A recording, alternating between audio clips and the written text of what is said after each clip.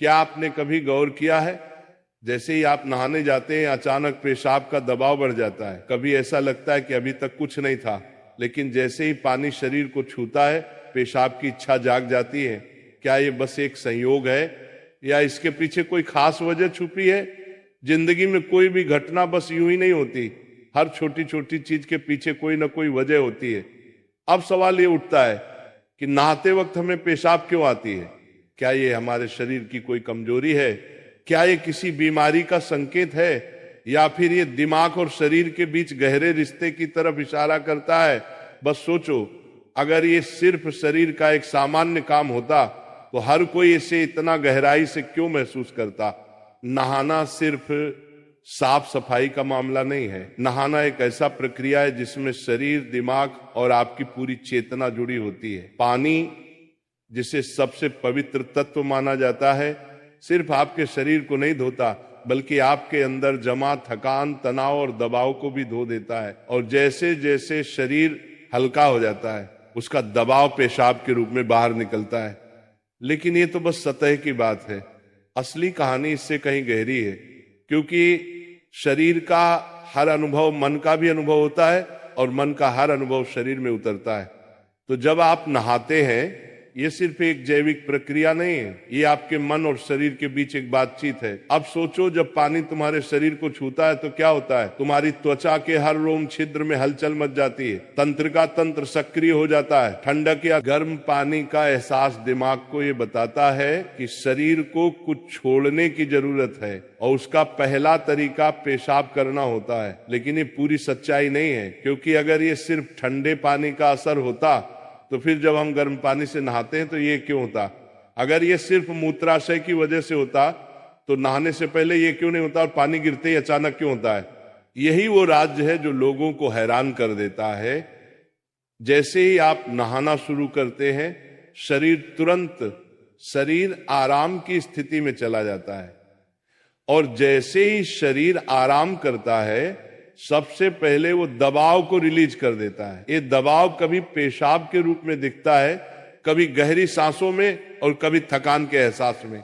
इंसान तब तक दबाव में रहता है जब तक वो खुद को छोड़ना नहीं सीखता।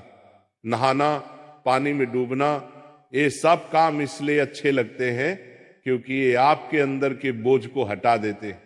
बस याद करो कि कभी गर्मी में जब तुम ठंडे पानी से नहाने बैठते हो तो पहला छींटा ही पूरा शरीर एक झटका महसूस करता है। उस झटके में शरीर कुछ देर के लिए नियंत्रण खो बैठता है और नियंत्रण खोने से इच्छा पैदा होती है। अब आप सोचेंगे कि क्या ये हर किसी के साथ होता है? हाँ, लगभग हर किसी ने कभी न कभी इसे महसूस किया होता है। लेकिन फर्क ये है कि कुछ लोग इसे सामान्य समझकर भूल जाते हैं और कुछ इसके पीछे छुपे राज की तलाश शुरू कर देते हैं। और जो तलाश शुरू करता है वो जिंदगी के असली ज्ञान के करीब पहुंच जाता है। क्योंकि यहाँ एक नाजुक बात छुपी है। पानी और पेशाब दोनों एक ही तत्व से बने होते हैं। जब पानी बाहर से शरीर को छूता है तो शरीर के अंदर पानी का तत्व भी प्रतिक्रिया करता है। यही प्रकृति का संतुलन है, ये एक अनुनाद है। शरीर और प्रकृति के बीच रिश्ता आईने जैसा होता है। जो कुछ बाहर होता है वो अंदर भी परिलक्षित होता है। तो जब बाहर का पानी तुम्हारे शरीर से मिलता है तो अंदर का पानी यानी पेशाब भी बाहर आने को बेचैन हो जाता है। लेकिन अब सवाल उठता है, क्या ये सिर्फ पानी और मूत्राशय की बात है या इसके पीछे कुछ और भी है? क्या ये किसी कमजोरी का संकेत है? क्या ये किसी बीमारी का शुरुआती लक्षण है, या बस मन और शरीर के बीच की एक बातचीत है?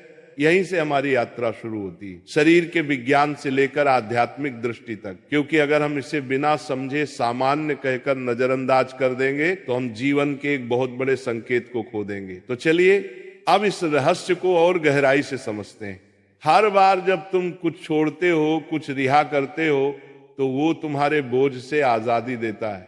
लेकिन ध्यान रखना, ये सफर आसान नहीं होगा, क्योंकि जो दिखता है वो सच नहीं होता और जो नहीं दिखता वो गहरा सच होता है। लेकिन सवाल यह है कि ऐसा क्यों होता है कि कुछ लोग इसे ज्यादा महसूस करते हैं और कुछ कम? यहां मनोविज्ञान की भूमिका आती है। मनोविज्ञान कहता है कि हमारा मन और शरीर गहराई से जुड़े होते हैं। जैसे ही मन आराम करता है शरीर भी रिलीज होना चाहता है। इसे कैथारसिस कहते हैं। सोचो, जब तुम रोते हो तो कैसा महसूस करते हो? पहले तो भारीपन होता है, लेकिन रोने के बाद हल्कापन महसूस होता है। बिल्कुल ऐसा ही होता है, पेशाब आने में भी ऐसा होता है। ये एक तरह की साफ सफाई है, और नहाना भी ऐसी ही एक प्रक्रिया है जो आराम और तरोताजगी दोनों को जगाती है। इंसान लगातार दबावों के नीचे रहता है, तनाव, इच्छाएं, डर, गुस्सा, चाहत, ये सब अंदर जमा रहते हैं। जब आप नहाते हैं तो पानी सिर्फ शरीर को नहीं धोता, ये आपके दबावों को भी पिघलाता है। और जैसे ही दबाव कम होता है, शरीर से छोटे छोटे रिहाई के संकेत पहले निकलते हैं। मतलब पेशाब आने की इच्छा सिर्फ जैविक नहीं है, बल्कि मनोवैज्ञानिक भी है। ये इस बात की निशानी है कि जैसे ही आप आराम में, शरीर राहत चाहता है।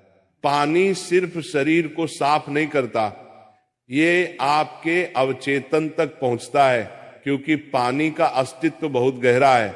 आप मां के गर्भ में पानी से घिरे हुए पैदा हुए थे, आपके पहले अनुभव पानी से जुड़े होते हैं। इसलिए जब भी पानी आपको छूता है, आपका अवचेतन सक्रिय हो जाता है। इसीलिए नहाना इतना सुखद लगता है, इसीलिए पानी में डूबना, किसी झील या समुद्र के किनारे बैठना इतना आरामदायक होता है।